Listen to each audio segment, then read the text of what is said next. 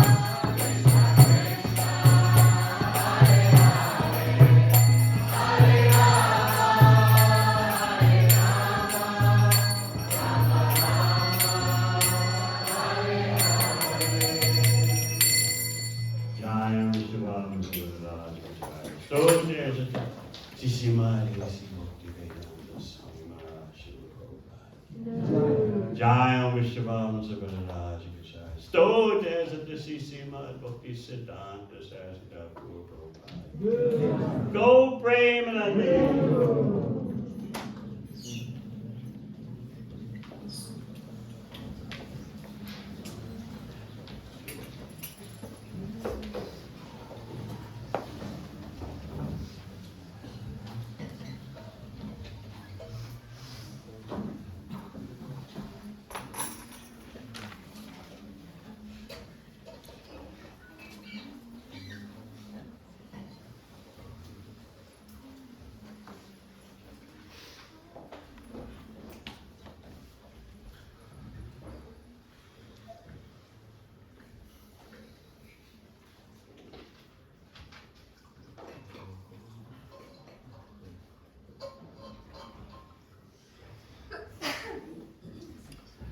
Om Namo Bhagavate Vasudevaya.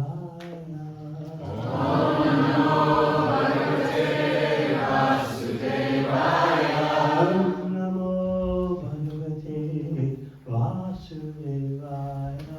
Om Namo Bhagavate Vasudevaya.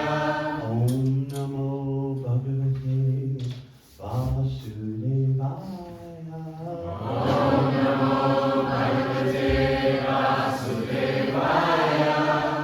So we're continuing with the heinous accusations by Daksha against Narada Muni. We can just review the list of accusations. I had to write them down because there's so many, they're so intense. Number one, you're an asadhu. You're the opposite of a sadhu. You're unfair to me, Daksha, who is the real saint. Number two, you've induced my boys to neglect their obligations. Therefore, you're sinful, Papa. You've ruined their future. You stopped them from performing the necessary karmas. You wrecked their potential. Number three, you're violent, shameless, and devoid of compassion. How could you do such a thing to these boys? You obviously have no compassion, no feeling for the suffering of others. And you're violent because we were friends, but you just so disrupted our friendship. Not only you're violent because of disrupting our friendship, but you're violent because you're causing sons to be enemies of their own father. And you have no shame. You do all these things, violence, no compassion, and yet you have the nerve to come before me and show your face. That shows you have no shame. And therefore I'm saying these things, I'm hurling these charges against you just to try to get you to have some shame, feel some guilt for the horrors that you're doing. Number four, you've made enemies of those who are not your enemies. I'm your well-wisher, and you've destroyed our relationship. And again, you've turned the boys against their father. They're not carrying out the father's order. Number five, and we'll start dealing with that today. You've caused them to renounce prematurely. They don't have any knowledge. You just change their dress, that's all. Changing the dress does not make the person, does not make the ashram. Number six, we'll also discuss today. By your stopping them from getting material experience of material enjoyment, which we all know is false. But they have to experience it first, and then they'll be able to renounce effectively. And then finally, we may get to today, number 7, otherwise we'll discuss it tomorrow morning. You have displeased me, the great Grihastha,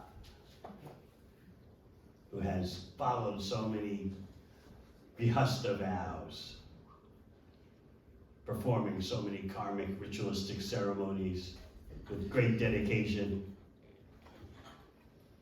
And so the result, as we'll discuss tomorrow, the culmination of Daksha's accusations, insults, will be he curses Narada Muni. So we'll start with text 40. Nittam pusam varagasyat Tvaya kevalina mrisha Manyase yadupashamam Sneha pasha nikrintanam Nittam punsam varagasyat Tvaya kevalina mrisha Manyase yadupashamam Sneha pasha nikrintanam Nittam punsam viragasya Tvaya kevalina mrisha Manyase yadupashamam Sneha pasha nikrintanam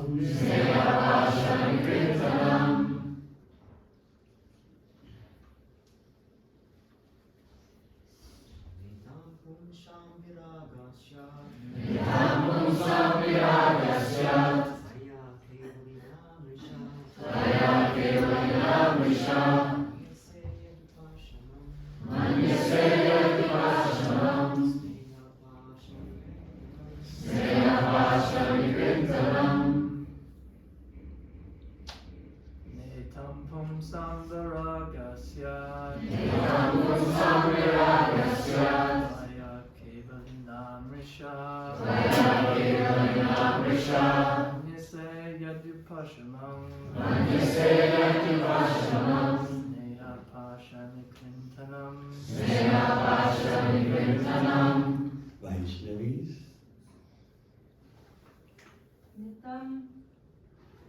Nittam pusam viragasya Tvaya kevalina mrisha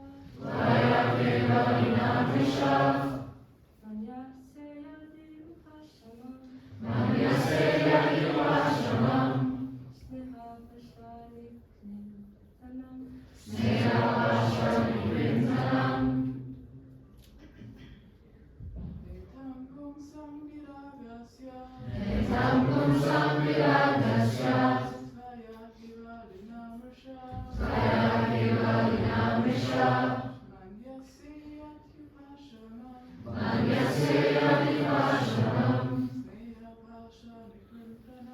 Sneha pasha nikrintanam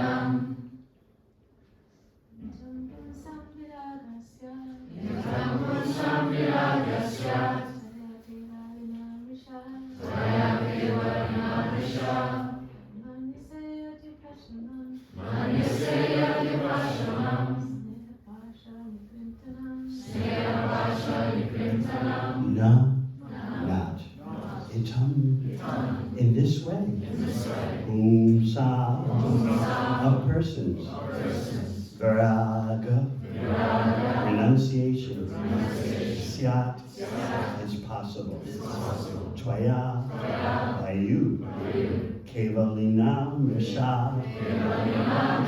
possessing knowledge falsely, Manyase, you think, Yadi, if, Upashamam, renunciation of material enjoyment. Sneha pasha, the bonds of affection. Nikrintanam Kali. Translation. Prajapati Daksha continued. If you think that simply awakening the sense of renunciation will detach one from the material world, I must say that unless full knowledge is awakened, simply changing dresses as you have done cannot possibly bring detachment. Purport. Prajapati Daksha was correct in stating that changing one's dress cannot detach one from this material world. The sannyasis of Kali Yuga, who change their robes from white to saffron and then think they can do whatever they like, are more abominable than materialistic grihastas. This is not recommended anywhere. Prajapati Daksha was right in pointing out this defect, but he did not know that Narada Muni had aroused the spirit of renunciation in the Aryashvas and Sabalashvas through full knowledge. Such enlightened renunciation is desirable.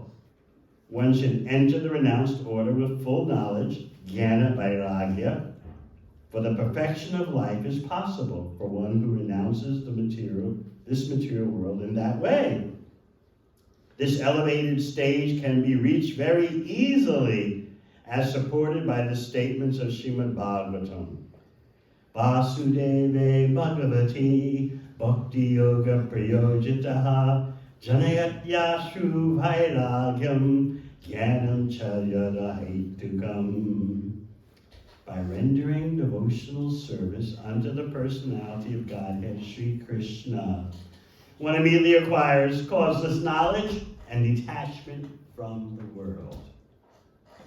If one seriously engages in devotional service to Lord Vasudeva, jnana and vairagya are automatically manifest in one's person. There is no doubt of this. Prajapati Daksha's accusation that Narada had not actually elevated his sons to the platform of knowledge was not factual.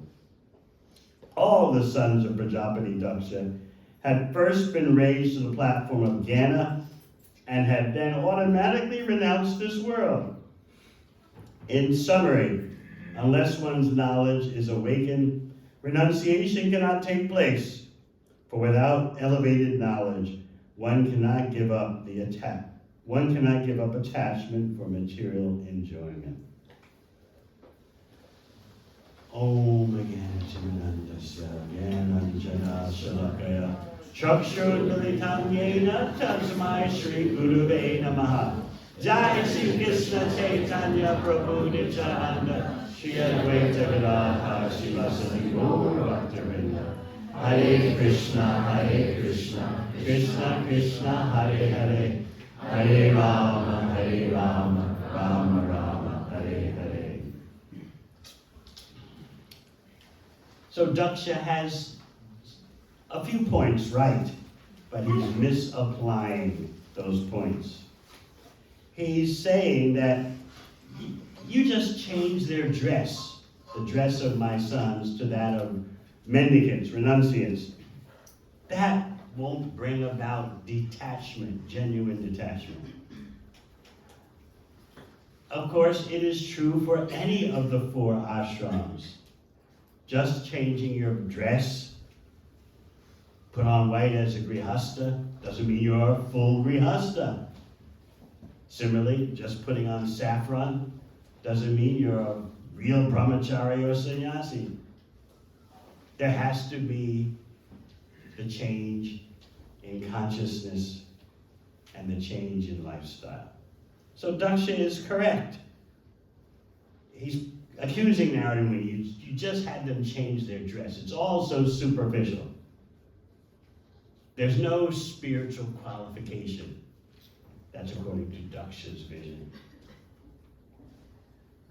So yes, we want all the ashramas to be qualified. Not that they just change, put on white, no, now I'm a full grihasta. As we pointed out yesterday, a real grihasta is a very exalted position. Krishna is firmly in the center of the family. The family sacrifices through devotional service. The senses are controlled. So Daksha's point can be applied to all the ashramas, but in particular he's accusing Narada Muni. You think that you did my sons, you gave them a great benediction, but actually you've wrecked their life. So again, he's correct in pointing out that simply changing the dress does not make the devotee, so to speak. But he doesn't understand what Narada Muni has done. We've heard the famous verse from the first canto of Bhagavatam, Vasudeve Bhagavati, Bhakti Yoga Priyojita, that if one seriously engages in devotional service, automatically knowledge, jnana, and detachment, vairagya, from the material world come about. Automatically. That, though, is for one who seriously engages in devotional service. And engaging in devotional service means the whole package. Shravanam, Kirtanam, Vishnu, so on. Hearing and chanting about Krishna, reading the books, engaging the senses in service. That's the full package for one who is seriously engaged in devotional service. And then, naturally, organically, knowledge and detachment from the world will arise in the consciousness for one who seriously engages in devotional service. Do we really know what it means to do something seriously? Yes. In the age of Kali, at this stage of the darkness, people pursue sense gratification very seriously. Serious business. And they don't care. Never mind if it's just a flash in the sky, a phantasmagoria. It doesn't matter. Let's get serious about it. Let's get serious about the illusion. Even people say it's all illusion, it's all a mirage, but still they seriously want to enjoy the mirage and the illusion. So this is the state of affairs at this point in the darkness of Kali Yuga. People are serious about their own sense gratification, no matter how flickering and temporary it is, and of course they're serious about making money, because money brings about sense gratification. The Vedic method for real human civilization has 4 elements: Dharma, Artha, Kama, and Moksha. Dharma, religion, rituals performed for the sake of prosperity. This is what Daksha is recommending. Let my boys do all the rituals, all the religiosity for bringing about prosperity, material prosperity in this life and the next. But what does Srimad Bhagavatam say right in the beginning? Dharma projita kaitavocha paramo namatsaranam satam. Srimad Bhagavatam sweeps out at the very beginning all prosperity religion. Kaitava dharma, cheating dharma. Cheating dharma means anything that has a purpose other than giving pleasure to Krishna. That's kicked out. So this is stated right in the beginning of Bhagavatam, if you want to know.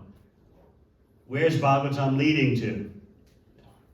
And what is the foundation it stands upon? That is stated right in the very beginning. Verse 2 of more or less 18,000 verses. Depending on how you divide the verses, that's how you count. So more or less 18,000. Verse number 2. Bhagavatam is meant for who? Paramo namatsaranam satam. Those who are pure in heart, who are not envious, who have the nature or the inclination to have the nature of being a paramahansa, a swan-like personality.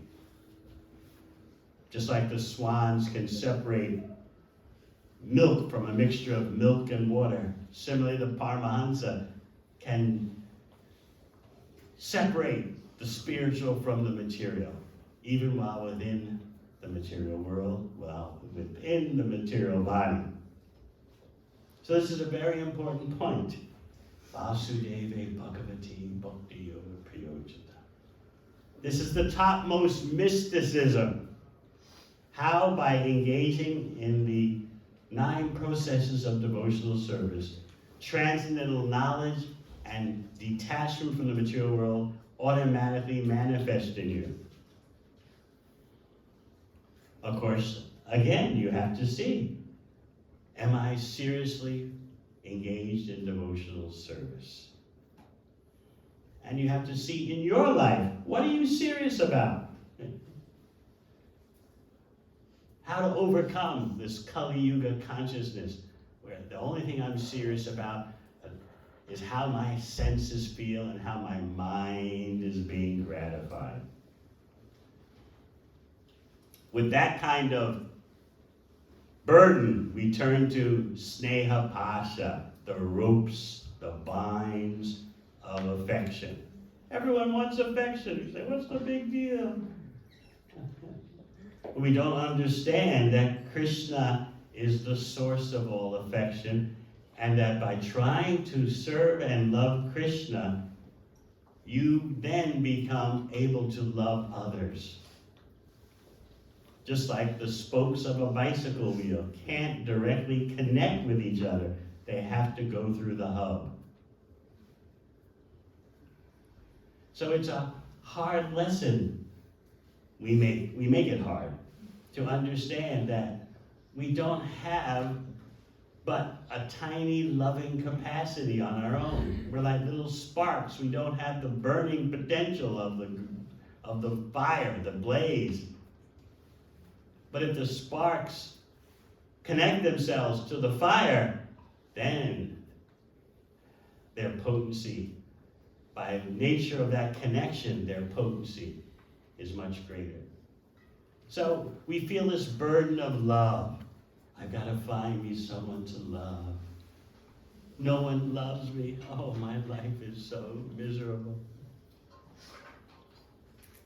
We're looking at tiny jivatmas, tiny living entities, whether our partner, spouse, wife, husband, whatever your contemporary terminology is. The best terminology for the age of Kali is that which implies no obligation. Husband and wife, that sounds very restricting. So whatever, your partner, your spouse, your children, your parents, you want to feel that sneha, that affection. You want to be able to give the affection and feel the affection come back to you. That's natural as a human being. But with knowledge, we understand that real affection comes by learning to love Krishna. And then you are a qualified lover of everyone else. How can you be a qualified lover? By ignoring Krishna, not cultivating your relationship with Krishna properly, and then turning to others. Oh, I love you. Do you love me? What about Krishna? No, don't worry about that. I love you. Do you love me? Krishna's off in the distance. But for now, it's just you and me. That's the way it's going to be.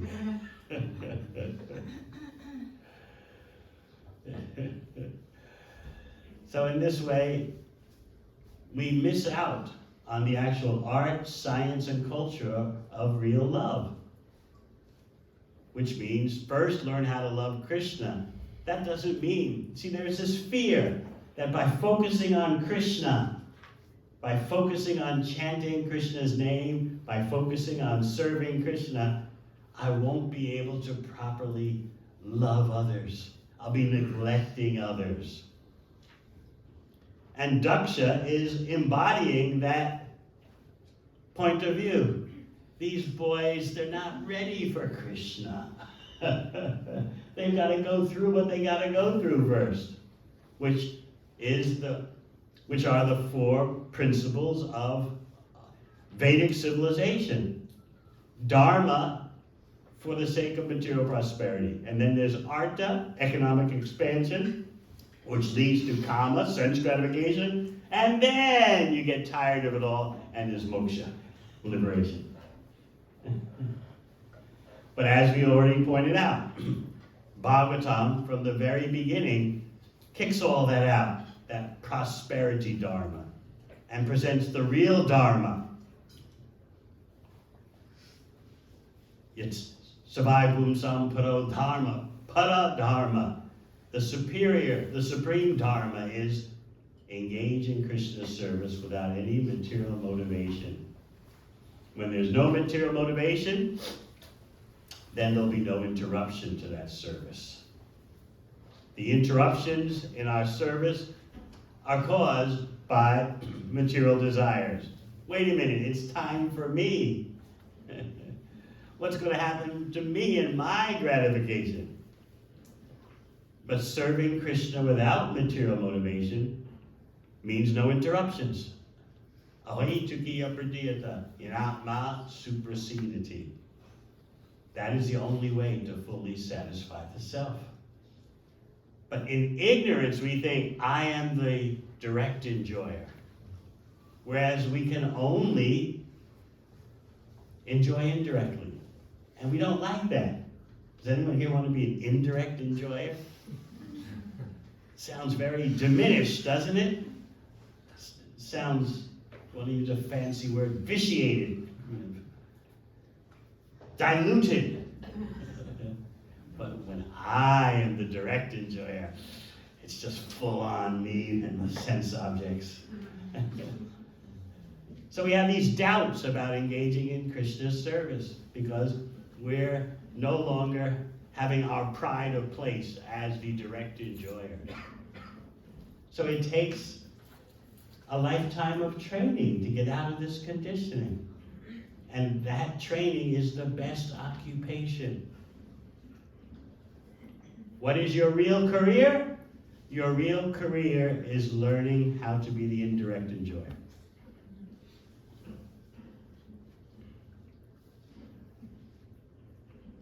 The part becomes happy by pleasing the complete whole. The example you've heard so many times. Water the tree at the root, and all the branches blossom. Bring the food to the mouth, and the whole body becomes energized. It's natural to bring the food to the mouth. Everyone's been having a nice festival of bringing the prasad to the mouth.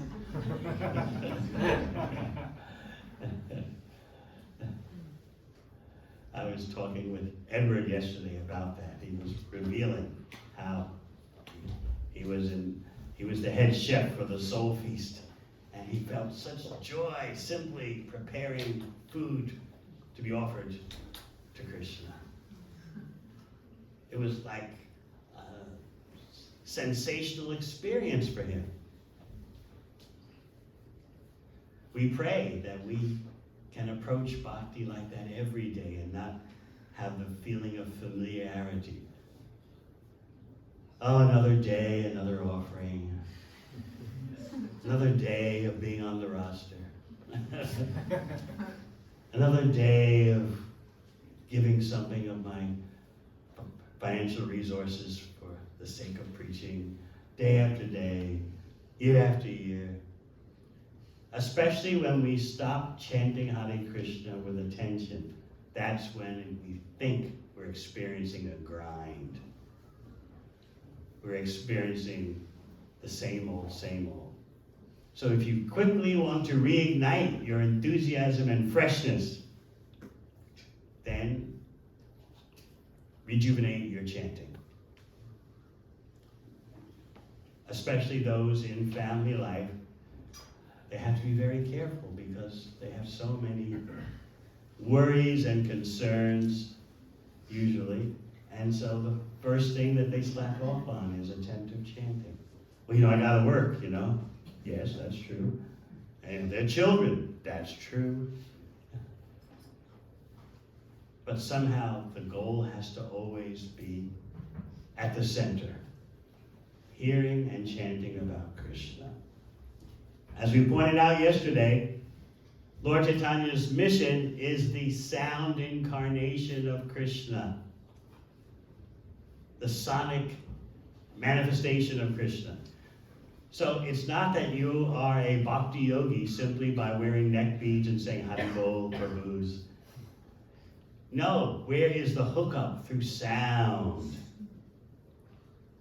If you're not hearing the Hare Krishna mantra regularly and not hearing Srimad Bhagavatam regularly, then how can you be a participant in the sound incarnation of Krishna?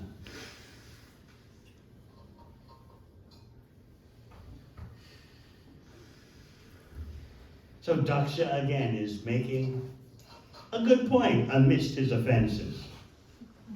But the problem is, you may make one or two good points, but if there are offenses, everything is spoiled. But Narada Muni is so tolerant. He's sticking it out, hearing all these offenses, these false accusations against him, because Narada Muni is thinking, I have to deliver Daksha.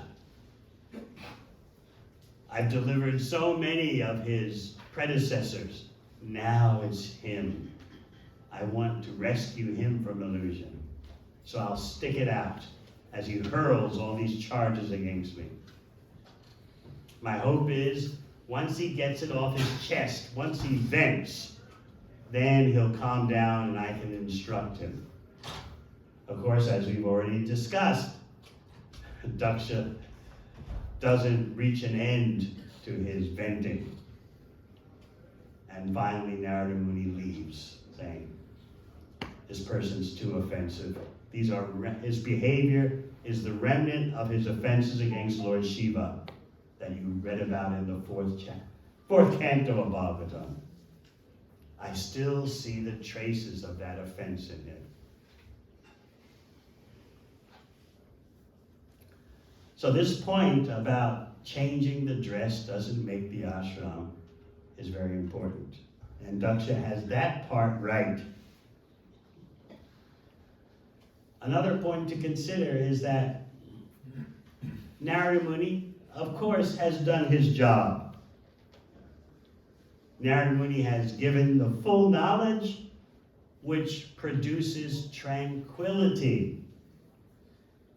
And so the acharyas make the point that when there's detachment, next comes tranquility. And because of that tranquility, you're able to cut the knot of sneha pasha, material affection. Because you become attached to tranquility. You become attached to peacefulness as a preliminary stage. Think about it. Think about when you've actually detached yourself from something. There's a feeling of peace and tranquility. And that feeling of peace and tranquility encourages you, okay, let me change my lifestyle so I permanently can be detached. So this is how the acharyas say you deal with sneha pasha, the ropes of material affection, which cause you such anxiety, such distress. So Daksha doesn't understand that Narada Muni has produced that real detachment in Daksha's sons. And therefore the sons were able to cut the sneha pasha, the ropes of material affection.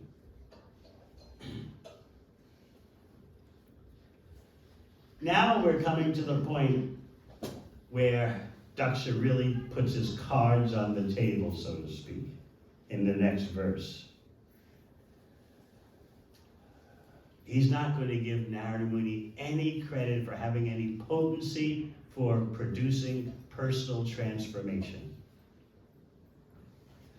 Daksha, you see, is sort of going to admit, he's going to agree that it's true that by the mercy of a great devotee, detachment can happen. But you're not a great devotee, Narada Muni. You're a phony. Therefore, you're so sinful. Yes, I know, if you meet a great sadhu, you can be inspired to cut the knot of attachment for the material world. Yeah, I know that can happen, but that's not the case this time, because I've already proved that you're a sadhu, you're the opposite of a sadhu, you're papa, you're sinful. So we tossed that possibility out the window. That because my boys met a great saintly person, they renounced. No way. So now we go to text 41. We can chant that. Nanupuya najanati Human vishaya tikshnatam Nividyate swayam tasmad Natata binadi parai. Material enjoyment is indeed the cause of all unhappiness, but one cannot give it up unless one has personally experienced how much suffering it is. Therefore, one should be allowed to remain in so-called material enjoyment, while simultaneously advancing in knowledge to experience the misery of this false material happiness. Then, without help from others, one will find material enjoyment detestable. Those whose minds are changed by others do not become as renounced as those who have personal experience. What do you think? Sounds pretty good, huh? Yeah, you gotta go through it, you know? Yeah, it's all illusion, of course, but you gotta go into the illusion, suffer, and then you automatically give it up. If you just hear about it, that's not effective. You have to get into it and get burned, and then you give it up.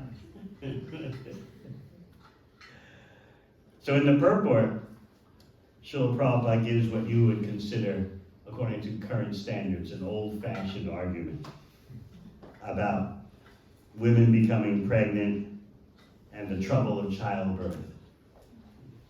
Because you're dealing with Vedic civilization here, which no one thinks of contraceptives, what to speak of abortion. But in this current context, someone would immediately, upon hearing the purport, they would say, well, you don't have to become pregnant, there's ways to avoid that, so. Anyway, let's read the purport. It is said that unless a woman becomes pregnant, she cannot understand the trouble of giving birth to a child.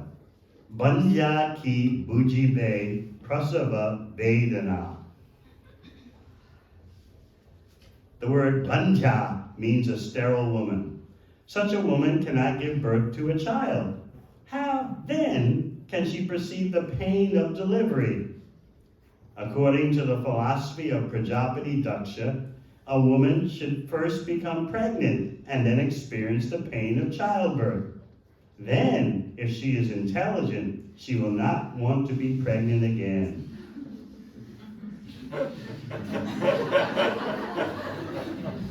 I don't know anything about this. Actually, however, this is not a fact. Sex enjoyment is so strong that a woman becomes pregnant and suffers at the time of childbirth, but she becomes pregnant again, despite her experience. According to Daksha's philosophy, one should become implicated in material enjoyment, so that after experiencing the distress of such enjoyment, one will automatically renounce. Sounds good, huh? Material nature, however, is so strong that although a man suffers at every step, he will not cease his attempts to enjoy. Tripyanti neha kripana bahu dukkha bhaja. Everyone recognizes that verse? Prahlad Maharaj, 7th canto. Talks about the two hands rubbing together to relieve an itch. But the fools, the kripanas, they never learn by that repeated scratching. They just engage again and again and again, even though so much suffering results. This is in chapter 9 of the 7th canto. The prayers by Prahlad Maharaj to Lord Nrsimhadev.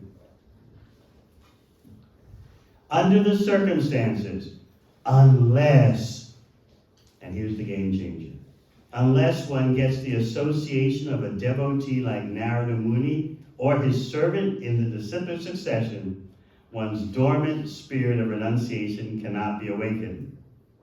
It is not a fact that because material enjoyment involves so many painful conditions, one will automatically become detached. Should I read that again?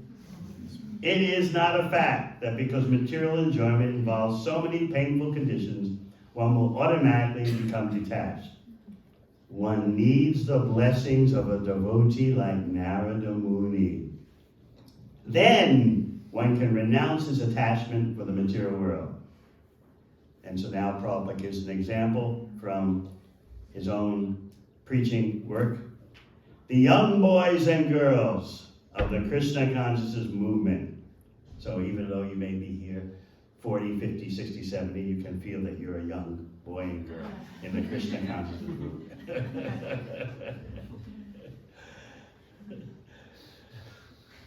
The young boys and girls of the Krishna consciousness movement have given up the spirit of material enjoyment, not because of practice, but by the mercy of Lord Sri Chaitanya Mahaprabhu and his servants.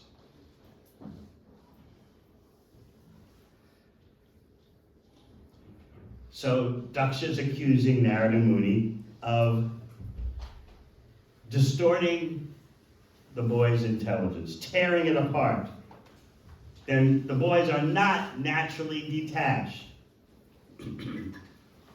Daksha, as we said, gives no credit to Narada Muni for having any spiritual focus. As we pointed out yesterday, Daksha has this notion that you may have given them a quickie seminar, but you haven't transformed them with full knowledge, and therefore you've made such a risky life for them. They're not going to be able to maintain their renunciation. So notice, however, that Daksha agrees. Material enjoyment is indeed the cause of all unhappiness. He agrees with that. But you can't give it up unless you personally experience the suffering. So in other words, Narada Muni, I, Daksha, have arranged a lifestyle for my boys, which I know is all about false happiness, material dharma, dharma for prosperity and sense gratification, but they've got to go through it, even though it's false. And then somewhere, way down the line, automatically they'll drop it. They'll give it up. And that is not the case. So therefore, we hear in the purport that material nature, however, is so strong that although a man suffers at every step, he will not cease his attempts to enjoy.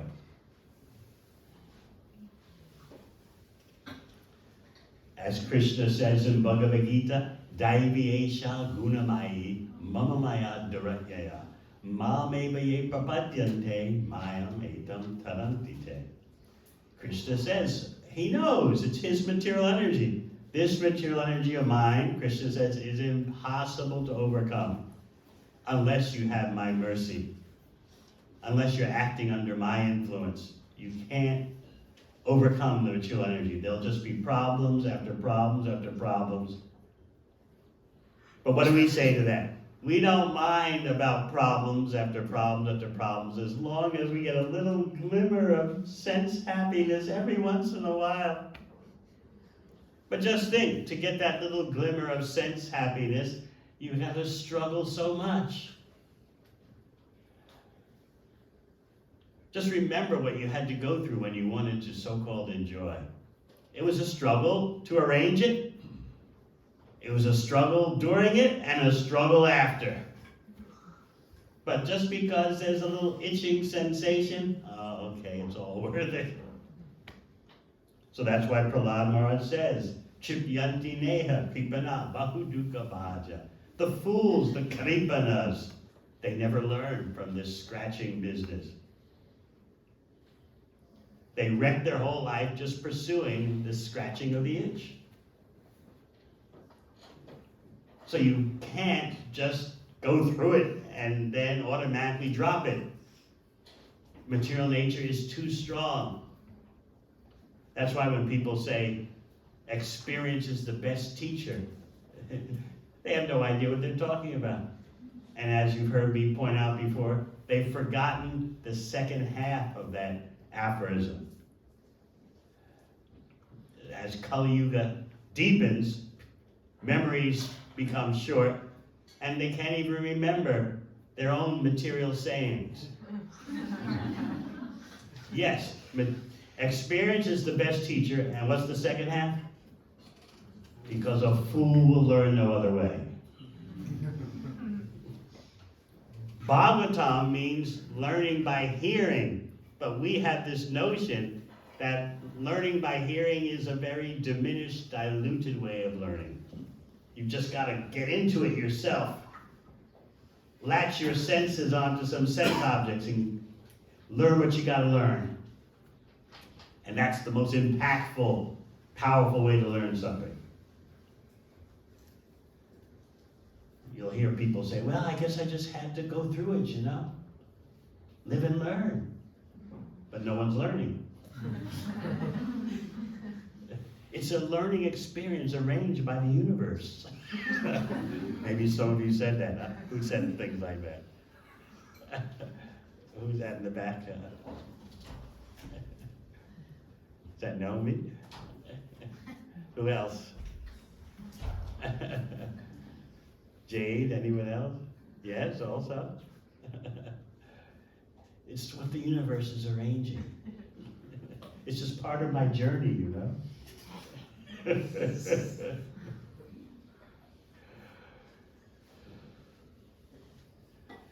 So this is a very important verse. Daksha has some things right and a lot of things wrong. What he's got right is the recognition that material enjoyment is indeed the cause of all unhappiness. What he's got wrong is that one cannot give it up unless one has personally experienced how much suffering it is. So therefore he's recommending, more than recommending, he's asserting to Narada Muni, the best process is that someone remains in material enjoyment, which is false, while experiencing the misery of that kind of lifestyle, and then automatically they'll reach a point where they drop it.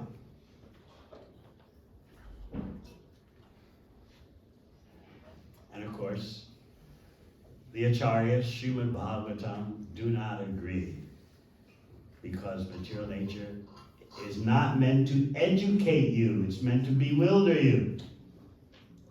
You can't turn to Maya, the illusory energy, and say, please teach me about you. No way, that's not the job of the bewildering potency. The job of the bewildering potency is to make you think that you've learned something, make you think that you're advancing, and then everything is crushed to pieces. Just like we were discussing yesterday about some people will say, well, look at how humanity is progressing. People are living longer and longer. The lifespan has increased. But you don't understand that any moment, millions of people can die from nuclear weapons. And then what will that do to your statistics? Well, it hasn't happened yet, so we're advancing.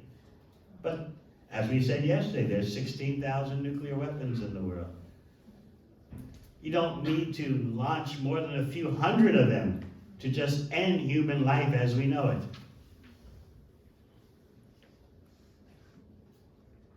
The argument amongst scientists is, if you just launch a few hundred nuclear missiles, kill millions of people, destroy the environment, will it mean the end of the human species, or will it just mean the end of human life as we know it? Take your pick. Which one do you? Oh, well, it doesn't mean the end of the human species. Okay, everything's fine. So they argue, I was explaining this in Mayapur this year, they argue, the scientists, will it be a nuclear winter or a nuclear autumn? Take your pick. So this is progress, this is advancement. People are in such anxiety. World leaders are barking at each other, increasing the spending on nuclear weapons, threatening each other.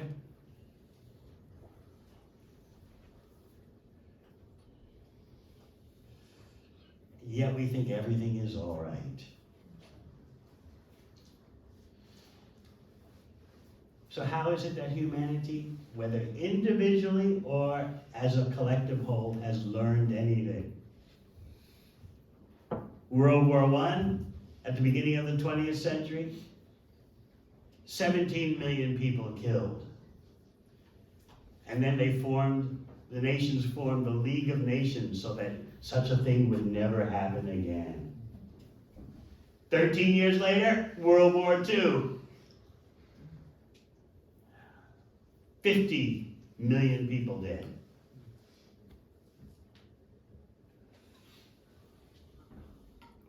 So this is real progress?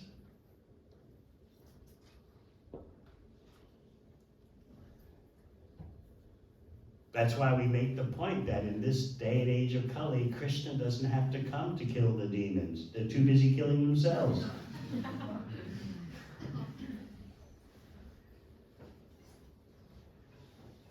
So it's a very important point that Daksha is making falsely. He's wrong. But he's so worked up in his accusing Narada Muni. And just see, he's advanced enough to realize and to say, material enjoyment's an illusion. I know it's all false, but you just gotta go through it to give it up. He's not giving Narada Muni credit for any potency in producing real renunciation in the boys.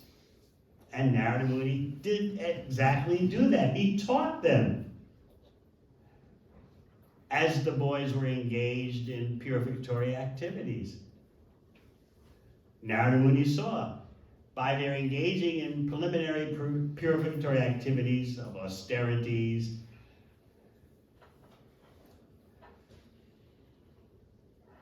eating only air, drinking water for months, that's all. He saw that they were ripe for becoming Paramahansas, swan-like persons, totally detached from matter. So Narada Muni educated them, and the boys took the education seriously. So this is why we insist on a strong educational program for our devotees. Study the books. Read Bhagavatam, Chaitanya Charitamrita, Bhagavad Gita. If you've read those a few times, you can read Brihad Bhagavatamrita, Laghu Bhagavatamrita. Know the science of Krishna. Sometimes you may think, why do I need to read about the heavenly planets and life in the heavenly planets and Indra? You need to know the full picture, and then you can understand this, how Bhakti is super excellent. When you understand the heavenly planets, the Brahmajyoti, and then you'll see Bhakti is beyond all that. How glorious it is. You have to be able to compare it to something. Otherwise, when Prabodhananda Saraswati says, Kaivalyam Narakayate, merging in the Supreme Personality of Godhead, merging into Brahman is hellish. You may say that, but you don't have a proper understanding of what you're comparing. Apples to peaches to pears. But by studying the books, you see the whole picture.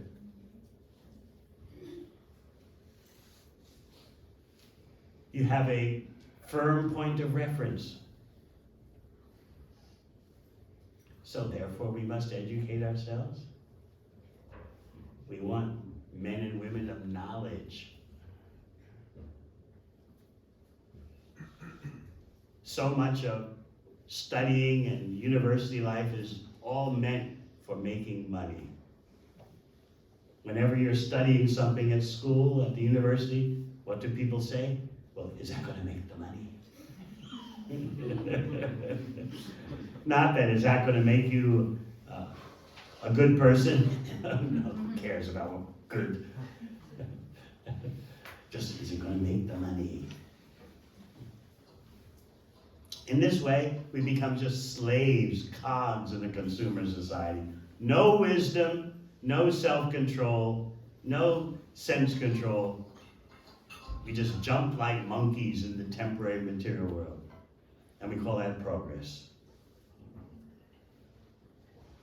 So what this so-called civilization will turn you into is just a mindless robot. As long as I can scratch the itch a few times, that's all there is to life, really. And then you get a little tired of being selfish, and then you say, well, it's time to have some kids, and you'll pass on the same lifestyle to them. The kids will come to you, we're teenagers now, we want to do this and that. Okay, well, it's all part of life. You have no idea how to elevate yourself and how to elevate any children that come. And this way the world becomes more and more hellish.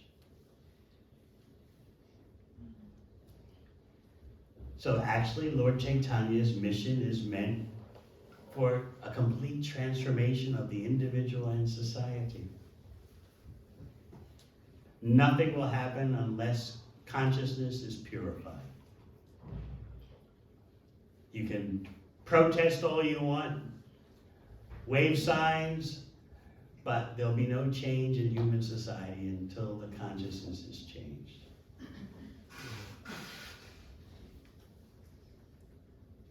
Now you may say, well, okay, we agree, but who's going to listen to us little Hare Krishnas?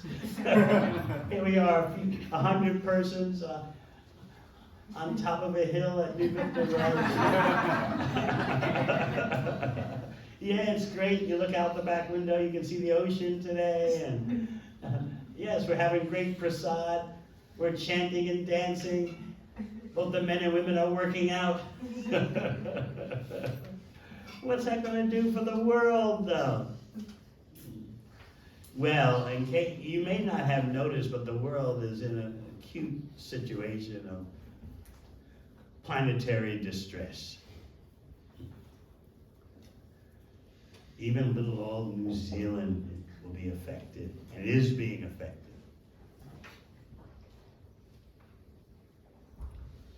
So we are advocating that people don't know how to live their life, and they don't even know how to plan for living their life.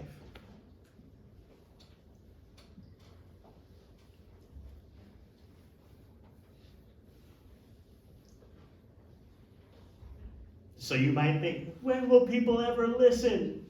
When will they ever listen to us?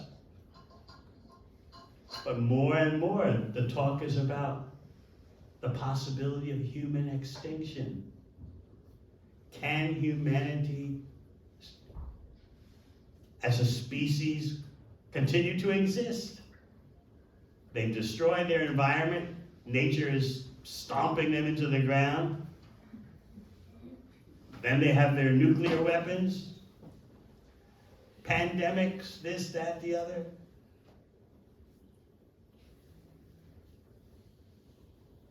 Where is the solution?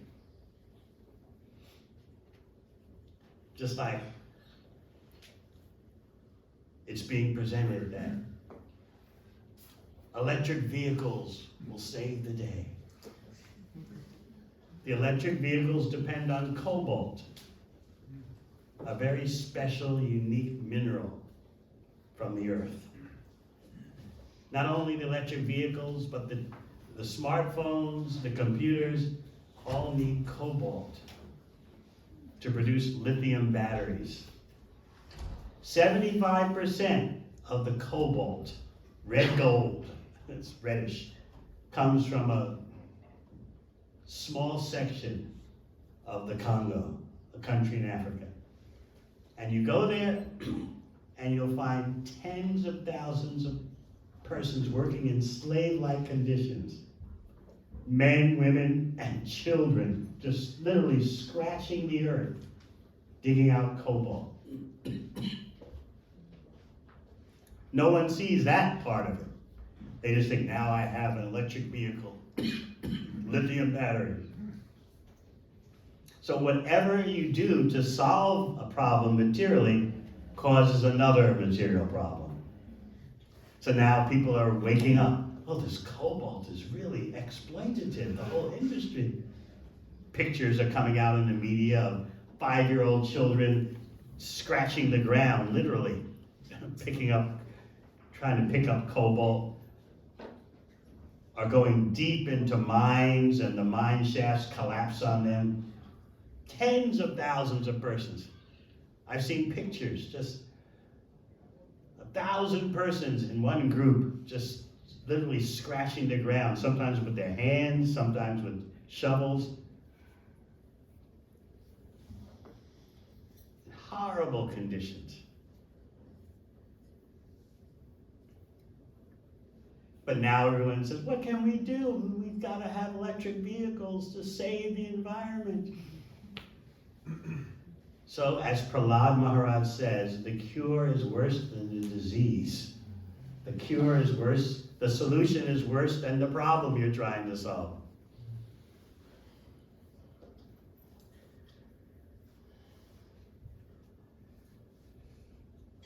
So what can we do to bring about a better life for ourselves and for others? Give yourself knowledge, give yourself a taste for chanting Hare Krishna, engaging in Krishna service, and associating with devotees. That is the most effective way for bringing about a change in the world. All right, any questions?